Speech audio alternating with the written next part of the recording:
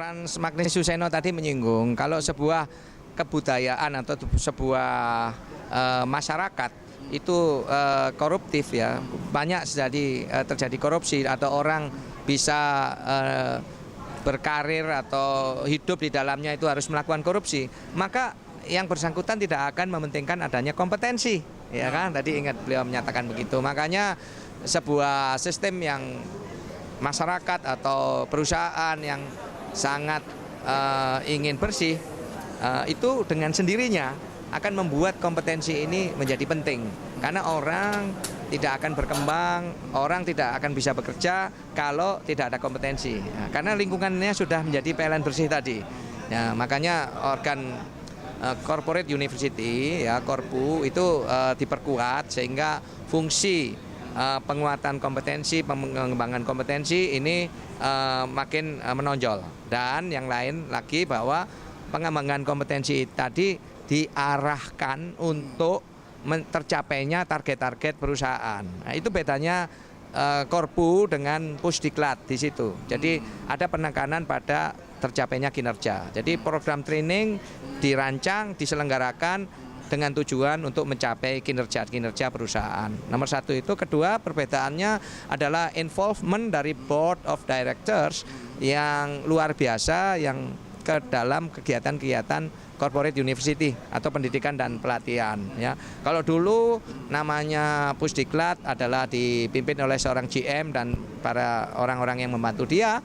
Sekarang ini corporate university praktis dirun oleh Board of Directors.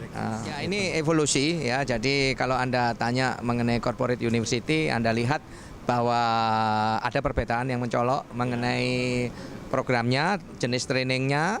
Lebih mengarah kepada kinerja perusahaan, tidak ada pelatihan atau training yang sekedar menaikkan kompetensi seseorang, tapi semuanya mengarah kepada apa yang ingin dicapai oleh perusahaan. Satu itu. Kedua, lebih banyak orang yang di training. Anda lihat hari training lebih banyak, lebih panjang. Kemudian juga pencatatan sudah dilakukan secara komputerisasi, mulai dari minat pegawai untuk di training sampai realisasi training semuanya dicatat dengan computerized dan bisa dipantau dengan mudah. At the same time ternyata tambahan biayanya ternyata tidak signifikan. Jadi saya menilai ini perkembangan yang bagus, hasilnya lebih efektif, tapi penambahan efektivitas dibanding penambahan biayanya itu lebih besar penambahan efektivitasnya. Itu ya. Oke. Ya, kemarin sudah diidentifikasi ada beberapa hal yang ingin diperbaiki, misalnya fasilitas akan ditambah, beberapa peralatan simulasi akan ditambah, dan kemarin juga spontan Pak Tewo berkomentar langsung, oh kalau untuk pendidikan kita mesti utamakan. Nah, jadi itu. Kemudian yang lain adalah selektivitas penugasan pelatihan. Jadi tidak otomatis apa yang diminta atau dianggap dibutuhkan oleh pegawai itu langsung dikabulkan oleh pimpinannya.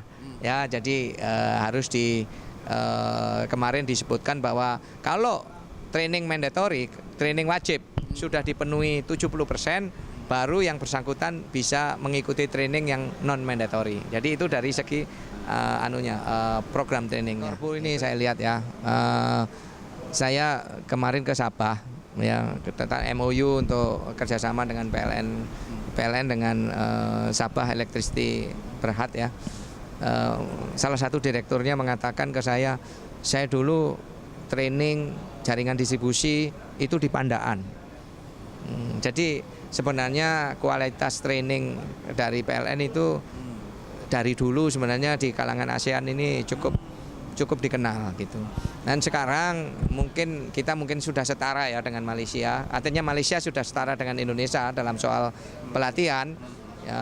Tetapi kita tetap membantu negara-negara lain dalam menyelenggarakan training. Misalnya Myanmar, itu ada 5 angkatan yang kita training. Kemudian Timor Leste itu sudah lebih dari 25 orang di training di lingkungan sini ya. Dan memang artinya kita tidak jangan minder dengan kualitas pelatihan kita. Ini cukup bagus dan salah satu yang menonjol di PLN ini adalah perusahaan yang cukup besar, tetapi seluruhnya dikelola oleh bangsa dewek.